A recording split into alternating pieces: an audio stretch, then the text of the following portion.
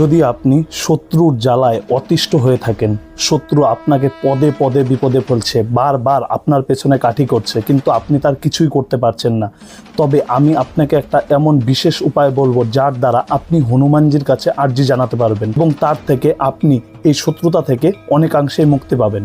একটি বিশেষ ছোট্ট উপায়। সম্পূর্ণ ভিডিওটি দেখার আগে কমেন্ট বক্সে জয় বজরংবলীর জয় অবশ্যই লিখে যাবেন, আর ভিডিওটি ভালো লাগলে অবশ্যই একটি শেয়ার করে দেবেন। উপায়টি আপনাকে 9টি মঙ্গলবার করতে হবে। প্রথমে সকালে স্নান করে শুদ্ধ বস্ত্র পরে, বিশেষ করে লাল কাপড় হলে ভালো হয়। তারপর হাতের মধ্যে একটি লাল কাপড় নিয়ে তার মধ্যে অল্প পরিমাণে লাল চন্দন, একটি লাল ফুল, এই দুটি নিয়ে সেই লাল কাপড়টিকে হনুমানজির মূর্তি বা ফটোর সামনে ধরে 11 বার ওং শ্রী হনুমতে নমঃ এই মন্ত্রটি জপ করে আপনার মনের ইচ্ছা হনুমানজিকে জানাতে হবে।